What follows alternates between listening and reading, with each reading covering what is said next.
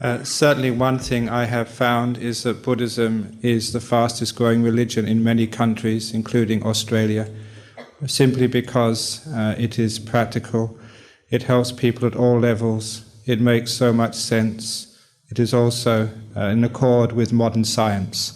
I was a theoretical physicist before, and there is no conflict at all between theoretical physics and Buddhism. I will start by telling a story because I heard Venerable Panyawara talk about conversion. When I started my monastery in Australia 21 years ago, it was a large piece of land, but only a wire fence surrounding it. We had some valuable property. I wanted to keep thieves and burglars out. Usually you put a sign, trespassers will be prosecuted. I changed the sign to trespassers will be converted. That kept all the trespassers out. But when I teach Buddhism, we try and teach it in a modern way. One of the ways of teaching in a modern way is to take the basic teaching of Buddhism, the Four Noble Truths, and to rearrange them. Usually the first noble truth is called suffering, the second noble truth, the cause of suffering, the third noble truth, the end of suffering, the fourth noble truth, the way to the ending of suffering. However, I've changed that for many years to do the third noble truth first, because the end of suffering is called happiness. So as I present the Four Noble Truths, it's happiness, the cause of happiness, that sometimes we're unhappy, and why we're unhappy. Those are the Four Noble Truths of the Buddha, rearranged. So the talk today is basic Buddhism, even though sometimes we say it's about how to live your daily life. It is always, according to the Four Noble Truths, how to create more happiness in your life, how to let go of suffering in your life. So sometimes that the suffering in life is fear or loneliness or stress. So today I'm going to talk how to stop or overcome those sources of suffering so one can be happier in your life. For example, the first subject of fear, most times people are afraid because they are stupid. I know many people, especially Chinese people, are afraid of ghosts. Wherever I go in the world, I warn people of the most dangerous ghost of all. This is called the bottle ghost. I've seen it many times, and you've seen it many times. When the bottle ghost is close to you, it can possess you. It can make you say strange things and act in a very strange way, and I've known it to kill people. It's called bottles of beer and bottles of whiskey. Because when you open it, it possesses you, you say strange things, you act in a very strange way, and sometimes it kills you. So please be afraid of the bottle ghost. Many years ago in Sydney, a man was drunk and he was driving home after work, and he got caught in a police roadblock. The police were trying to catch drivers who had drunk too much alcohol, so that they would stop every car. He would have to get out of his car to blow into a tube to test his alcohol level. He knew he had drunk too much. He was over the limit. There was no escape. He was about to be caught. So when it got to his turn, he got out of the car. The police gave him the tube to blow into. At that moment, there was a sound of a car crash. Because it was a police roadblock, two cars had collided. So the policeman said, "Sir, it is more important I deal with the crash. Get back in your car and go home." He was so close to being caught, he thought he was so lucky. But next morning, he was woken up with a hangover. Somebody was ringing his doorbell. He went downstairs to see, and there in front of his door were two big Sydney policemen. He thought, "I am not driving a car now. The police can't arrest me." But the police just asked, "Sir, can we look inside your garage?" He said, "Sure, I've got nothing to hide." But when he opened his garage door, he almost had a heart attack. Because inside his garage, it wasn't his car. There was a police car inside his garage. When they said, "Get in your car and go home," he was so drunk he got in the wrong car. He was in big trouble. So that's why you should be very afraid of the bottle ghost. But the point is, we're afraid of the wrong things. We should be afraid of we should be afraid of breaking our sila. Iya, jadi kita selalu takut dengan hal-hal yang salah. Ajahn mengatakan lebih baik kita takut karena kita melanggar sila. But if you keep your sila, if you are kind, if you are generous, then what have you to be afraid of? I travel around a lot in aircraft. Sometimes people ask me, "Aren't you afraid of the aircraft crashing or being blown up by a terrorist?" I say, "No, it'd be wonderful to die up in mid-air for 3 reasons.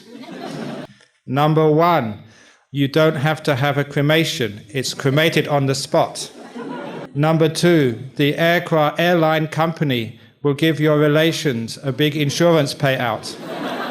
And number 3, you die close to heaven." So why be afraid? Only bad people are afraid. They're afraid of being found out, being discovered. They're afraid of the results of their bad karma. So I am a monk, so why should I be afraid? Even when I give a talk, I never prepare anything. All I do is I prepare my sila, my samadhi and panya. When you have good sila, when you are at peace, when you have compassion, you never are afraid.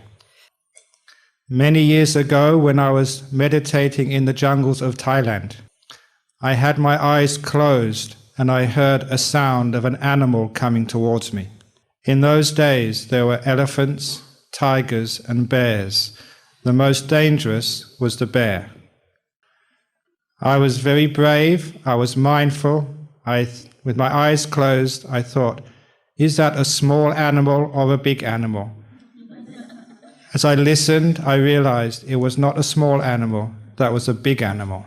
And then, being mindful, I tried to work out whether it was coming towards me or going another direction.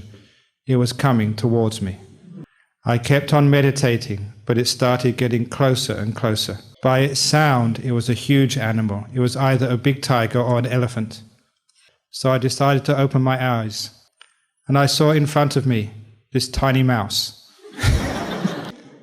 I realized that when you are afraid, tiny mice sound like big elephants. Because fear makes things look much bigger than they really are. So when you are afraid, you are overreacting. So when you are mindful, when you are relaxed, when you have good precepts, who cares if you get eaten by a tiger? You either go to heaven or nibbana even faster. So the best way of overcoming fear is with wisdom, with keeping precepts, with being at peace. In other words, if you keep sila, samadhi, panya, you will have no fear. So those people who practice Buddhism do not have fear. Sometimes I have to go on radio shows or TV shows. When I go on a TV show or radio show, I have no fear.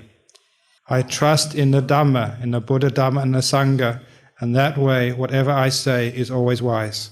Once in Singapore, on a radio show, where people would phone in their questions, a taxi driver from Singapore called in and he said, "Venerable Sir, I am married, but I am having an affair with another woman.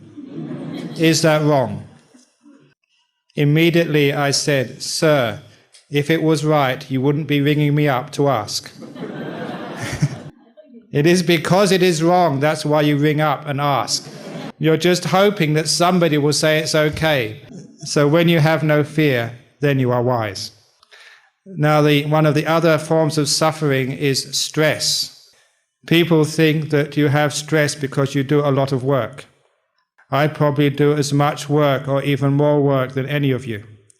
You've heard all my responsibilities, not only in Australia, but even in Singapore. I'm not just a spiritual patron of the Buddhist Fellowship, I'm the main teacher.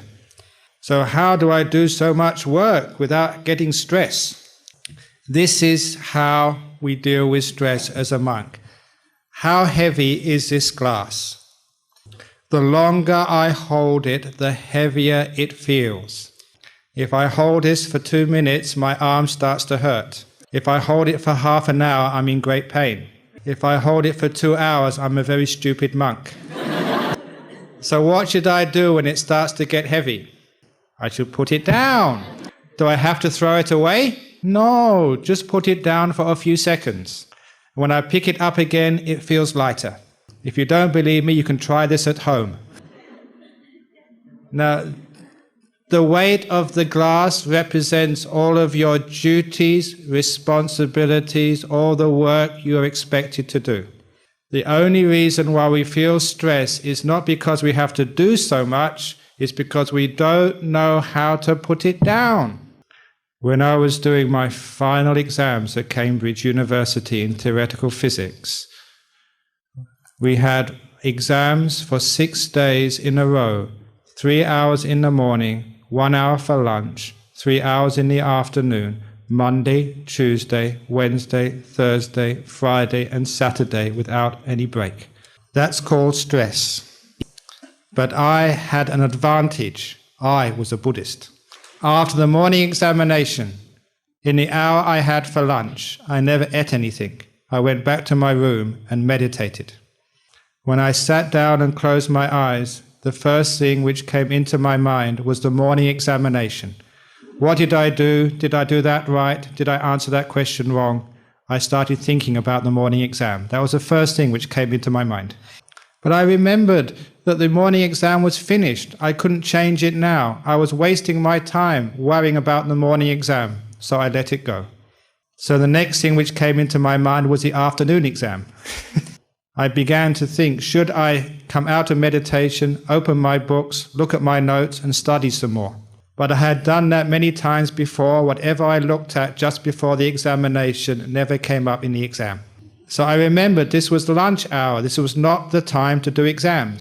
So I'd let go of the morning exam and the afternoon exam. I'd let go of the past and the future. When I became mindful of the present, I was quite surprised. I noticed my body was shaking.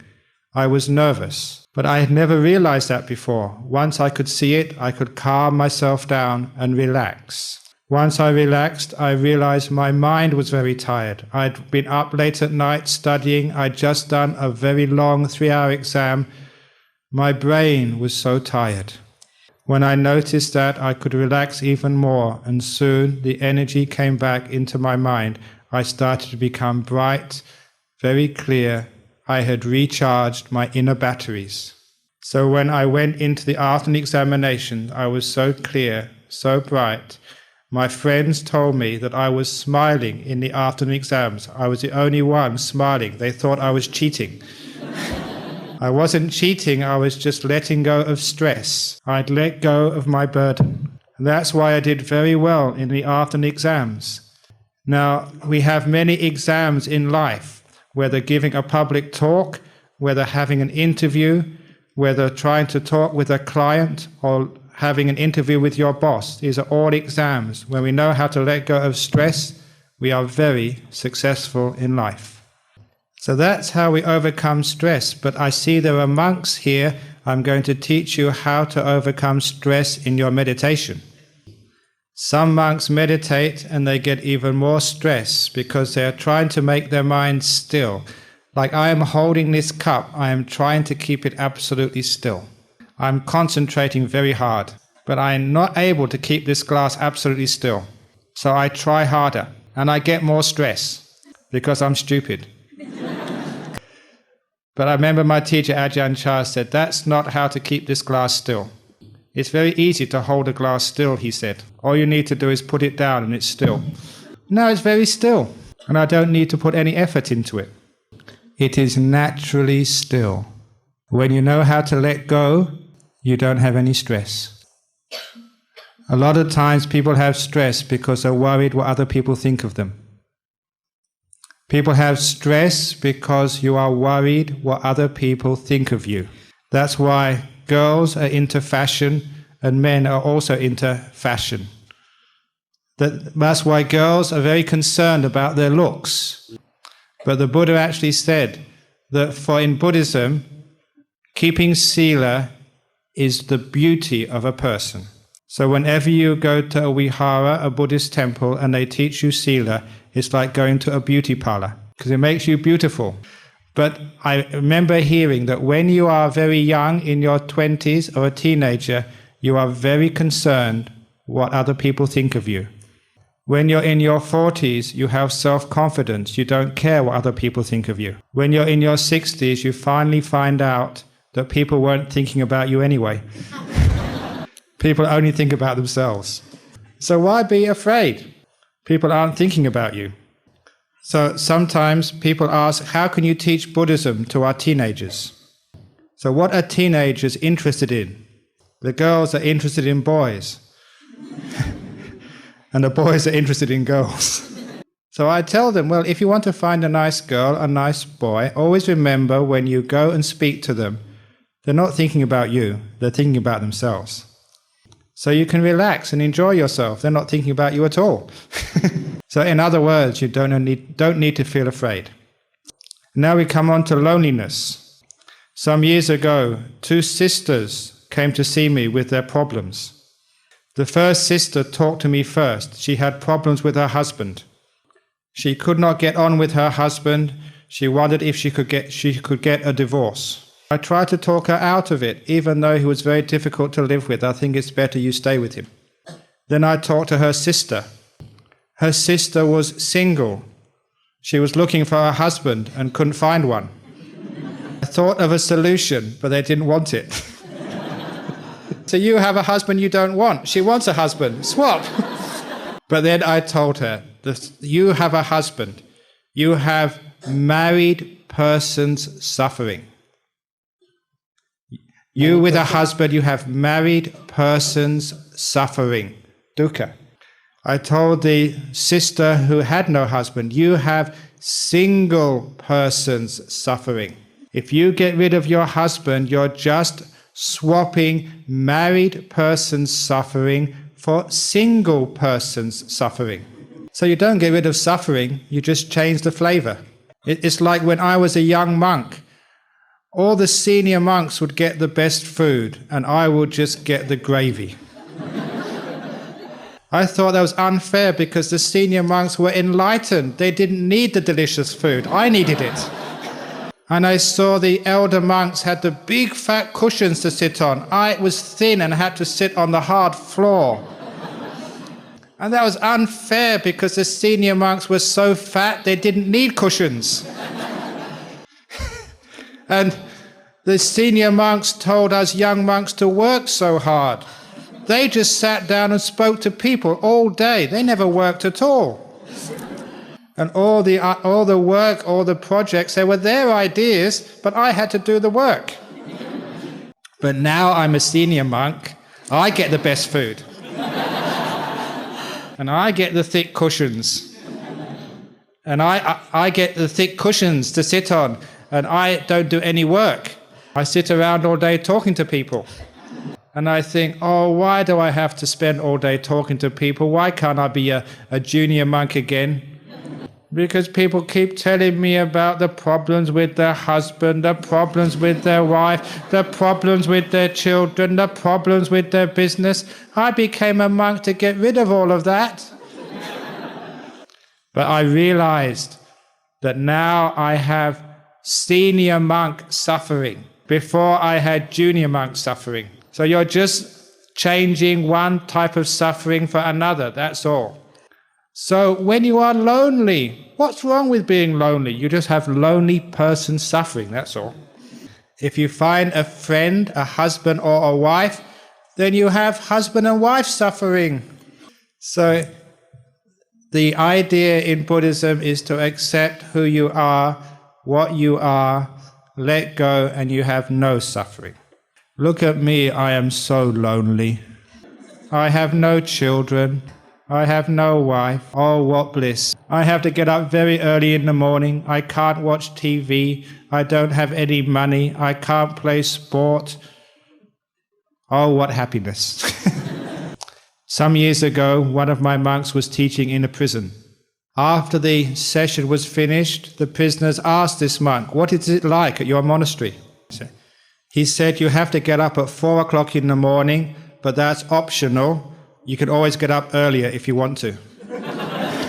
You have to meditate in the cold rooms. Then there was no breakfast. Then you had to work very hard, mixing concrete, building, all working so hard. And we have our one meal of the day around about 11 o'clock. In my monastery, you have to eat everything in the same bowl. Sometimes you get ice cream on your curry." In the prison, they said, even in prison they give you different plates to put your food on. And they asked, "What do you do in the afternoon? Can you watch TV?" No TV, no sport. There's nothing to eat in the evening either. That's our one meal of the day. Sometimes you don't even have a cup of tea in the evening. They said, even in prison you can watch the TV and they give you a meal in the evening. And the prisoners in the jail were so upset that their friend, the monk, was living in such a terrible place that they said, "Oh dear friend, why don't you come in here and stay with us?" And it is true. My monastery is more austere than the prisons in Australia. But why is it that people want to escape from prisons, but there is a waiting list of people wanting to become monks in my monastery? It is because in my vihara, the monks want to be there. In a prison, they don't want to be there. So any place you don't want to be is a prison. If you are in a marriage you don't want to be, you are in a prison. If you are in a job you don't like, you are in a prison. If you are in a body which is sick and you don't like it, your body is a prison. Any place or situation you don't want to be is a prison for you. So how do you escape from the prisons of life like loneliness? You don't have to change your husband or change your wife. You don't need to change your job or to change your body. All you need to do is change your attitude, because as soon as you are happy to be here, then no longer are you in a prison. She may not be the best wife, he may not be the best husband, but he's good enough. A disciple in Singapore told me that when she got married to her husband, her father took her new husband aside to give him some advice. So, a disciple in Singapore told me what happened when she got married. Her father took her new husband and gave him some advice. He told his new son-in-law, "Son-in-law, you probably love my daughter very much." He said, "Oh, she's so wonderful, she's so nice, she's so cute, she's so charming, oh, she's lovely." And her father said to his son-in-law, "Yes, that's what it's like when you first get married." And he told his son-in-law, "But in a few years, maybe a few months, you'll start to see the faults in my daughter. Always remember this one thing. If she never had those faults to begin with, she would have married someone much better than you." So in other words, you should be grateful for the faults in your wife, for the faults in your husband, otherwise they would have never married you. So when you're happy to be with your husband, happy to be with your wife, then you are not in prison, you are free. When you are content, then you're free. Even when you're lonely, there is many advantages of being lonely. Wherever you want to go, you can go very easily, and you don't have to have people ringing you up on the mobile phone. And when you are alone, you don't have to give your wife lots of money for clothes, for scents, for jewelry. Oh, it's so expensive. When you haven't got a husband, or you don't have to have someone nagging every day. So there's many advantages in being alone. So when you are happy, you say, oh, I'm alone. Oh, marvelous. Sadhu, sadhu, sadhu. Some people who are married, they have to pay lawyers, they have to pay their wife, they have to pay their children so much money to become alone again. If you're already alone, you get it for free. So the point is that whether you are alone or with others, the most important thing is to be content.